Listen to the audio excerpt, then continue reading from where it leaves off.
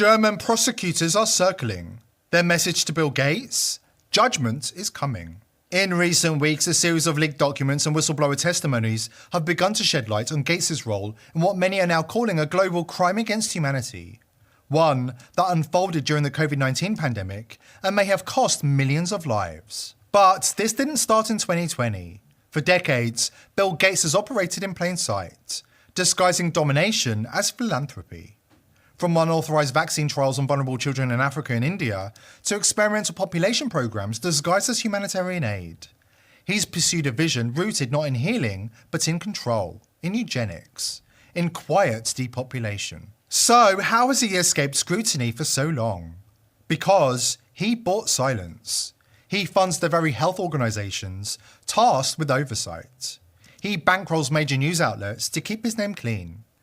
And he's embedded himself in the world's most powerful circles, from the World Health Organization to the World Economic Forum, where global agendas are decided behind closed doors. But the cracks are widening. Whistleblowers are breaking their silence. Legal teams across Europe, Africa, and the Americas are building their cases.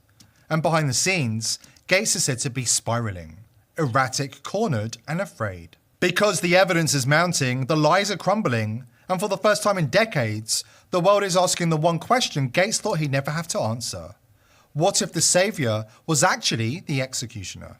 Before we dive in, join the TPV free speech community over on Soju. Soju is a digital space where ideas and information can take place without any annoying algorithms or restrictive rules getting in the way of free expression. Everywhere he goes, Bill Gates is met with passionate protests demanding his arrest for crimes against humanity. He's a wanted man in the United States.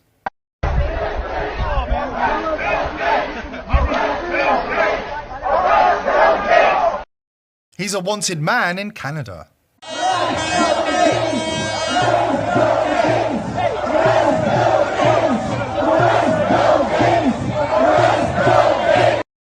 And he's a wanted man in London, England. You murdering Bill Gates! You son of a bitch! But Gates isn't backing down. In fact, according to insiders, he's doubling down, accelerating what many are now calling his genocidal agenda. In a sudden and unpublicized global tour, Gates has been touching down in some of the world's most populous nations, applying quiet but overwhelming pressure on governments to adopt the most extreme version yet of his genocidal agenda. Behind closed doors, sources say that he's pushing for digital ID systems, biometric tracking, centralized vaccine enforcement, and sweeping emergency powers that override national sovereignty. Just days after a closed-door meeting between Bill Gates, the head of the WHO, and Singapore's new Prime Minister Lawrence Wong, the city-state passed dystopian legislation. Mandatory vaccination is now law, and refusal is officially a criminal offence, punishable by huge fines and serious prison time. Barely 2 days later, Gates surfaced in Indonesia, where eyewitnesses say he was pressuring the president to greenlight a disturbing new clinical trial. One that would see Indonesian children used as test subjects for a Gates Foundation-backed mRNA tuberculosis vaccine touted as for the world. This isn't philanthropy, it's coercion, and it's happening right now in quiet rooms on vulnerable soil, and with devastating consequences for bodily autonomy, national sovereignty, and basic human rights. Why is Bill Gates doubling down, pushing harder than ever before? Because he's running out of time, and everywhere he turns, the legal net is tightening. In a stunning legal blow, Gates has lost his special privileges and immunity status in Kenya, following a landmark ruling by the nation's High Court. This decision has thrown his operations in the country into chaos, intensifying the mounting legal challenges against him. Kenya, a key site for Gates' controversial vaccine trials, has now become a battleground, with lawsuits from victims of his experimental programs piling up, each one accusing him of reckless endangerment and medical malpractice. Meanwhile, in India, the Gates Foundation was kicked out, after an explosive investigation revealed the shocking number of children maimed, sterilized, or killed in his experimental vaccine trials. The people that were administering these vaccines lied to the guardians of these girls and told the girls, oh, this is going to cure cancer, you're never going to have cancer. And these girls became severely injured. Some of them developed seizures, some of them developed cancer, and 7 girls died. and there was no insurance, there was no assistance for them, and the Gates Foundation denied that it had been clinical trials. And it was so bad that the parliament in India created a task force, they studied it, and they kicked out the Gates Foundation. And in Holland, the public has had enough. Citizens are rising up, taking their fight to the courts, demanding justice for the damage done by Gates' fraudulent mRNA vaccines, administered under the guise of the so-called Great Reset. Well, there was something else, another article about Bill Gates that came out today that said he's just been indicted.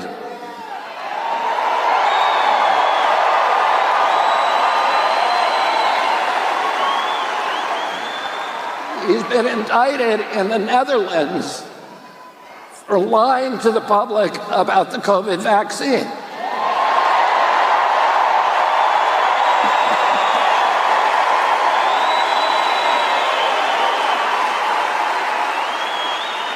And he's going to have to go to trial. You think that he wants to go to trial here in the United States of America? You think maybe that's one of the reasons he chose to give $50 million to Kamala Harris? The walls are closing in, and Gates is running scared. The position he's been given in this incoming administration. Well, he wrote a book saying that Tony Fauci and I kill millions of children and make billions of dollars with vaccines. And, people can judge for themselves whether that's correct or not. It's getting worse for Bill Gates, much worse. Now, he's facing legal jeopardy in Germany as prosecutors prepare to file charges against him for his role in the disastrous rollout of the COVID vaccines. The spotlight is on a groundbreaking study that has exposed startling new evidence about the dangers of these vaccines. Led by independent researcher Jürgen Kirchner from Hamburg and Professor Brigitte Koenig of the University of Leipzig, the study has sent shockwaves through the scientific community. Published in the Preprints journal, this research digs deeper into the issue of DNA contamination in Pfizer's mRNA vaccines, something that's been hinted at before but never fully confirmed. Using cutting-edge qubit fluorescence spectroscopy, Kirchner and Koenig found that the levels of residual DNA in multiple batches of Pfizer's vaccine are not just present, they far exceed regulatory safety thresholds, potentially by orders of magnitude. This isn't just an oversight, this is a catastrophic failure of safety protocols, and it puts millions at risk.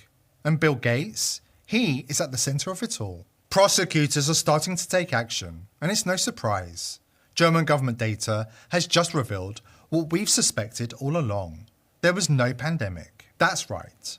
The German government has been forced to admit that the so-called conspiracy theorists were right about everything. The pandemic wasn't a natural health crisis.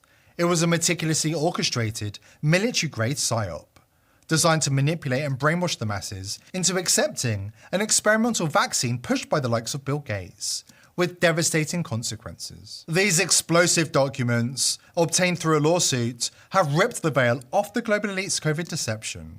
Gates at the center of it all, using his influence to fuel the narrative and fund the rollout. This is game-changing information, and it's crucial that as many people as possible. The German population suffered some of the most brutal lockdowns and vaccine mandates in all of Europe, and now the people are rising up and demanding accountability.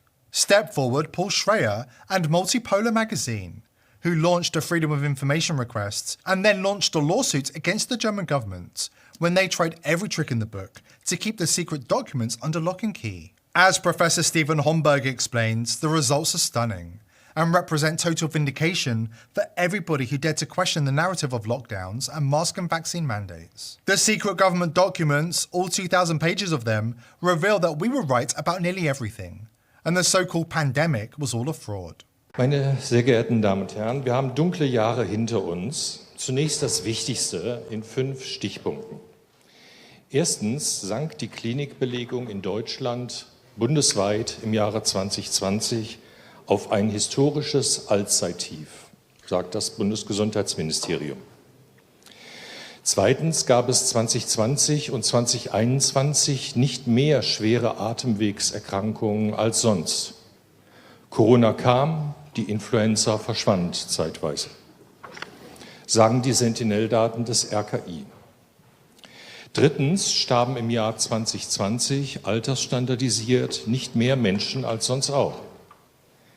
Erst seit 2021 nimmt die Sterblichkeit zu, sagen Daten des Statistischen Bundesamts. Viertens waren Menschen, die mit oder an Corona verstarben, im Mittel 83 Jahre alt und die übrigen Verstorbenen im Mittel 82 Jahre alt, sagen RKI und Statistisches Bundesamt. Fünftens und letztens schnitt das masken- und lockdownfreie Schweden besser ab als Deutschland, sagt die WHO. An den Maßnahmen lag das alles also nicht. In der Summe sind die 5 Behauptungen so unglaublich, dass Sie in Ihren Tagungsunterlagen einen Umdruck von mir finden, der heißt amtliche Corona-Fakten. Dort haben Sie jeweils einen amtlichen Link zu jeder dieser Behauptungen. These facts are damning and prove the official narrative about COVID, pushed by world governments, Bill Gates and the mainstream media, was completely bogus, which makes the tyranny we experienced during the so-called pandemic even harder to swallow, as Professor Homburg explains.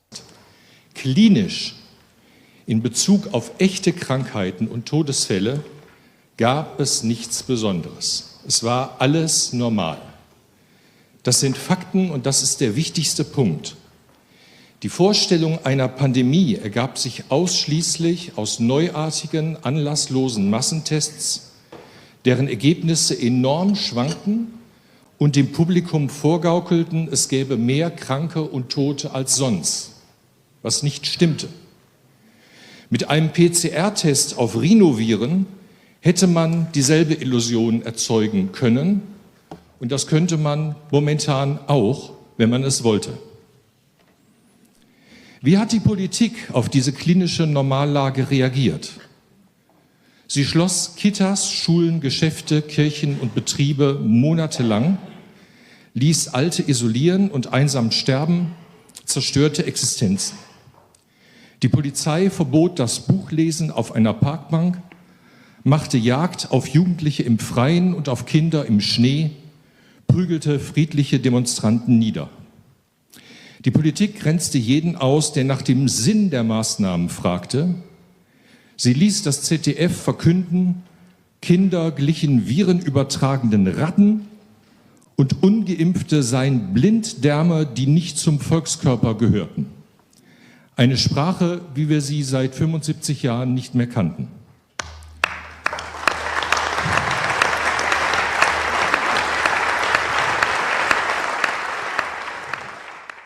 The data also reveals that Sweden, which was the only European country free of mosques and lockdowns, performed much better than Germany and other nations that followed Bill Gates' orders. Which raises the question, what were the tyrannical lockdowns and mandates really about?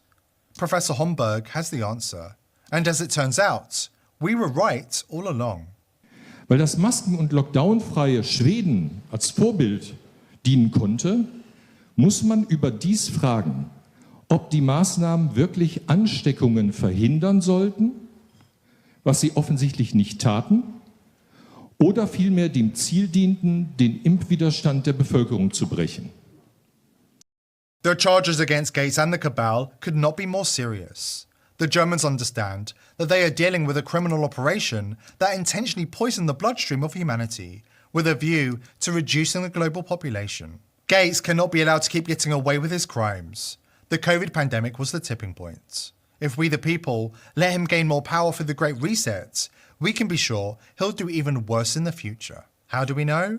Because he's already telling us about his plans for unnatural epidemics in the future, complete with a telltale smirk on his face. You just referenced intentional pandemics. Do you harbour any doubts about the origins of COVID-19? No, the evidence is very clear that it's naturally caused. It's a bad virus, and we're going to have natural epidemics, and sadly we may have some unnatural epidemics in the future. Here at the People's Voice, we are determined to continue exposing the elite, but we need your help. Subscribe to the channel and join the People's Voice Locals community to join our amazing team and gain access to exclusive and uncensored content. I hope to see you there. Today's video is brought to you by IPv6ers.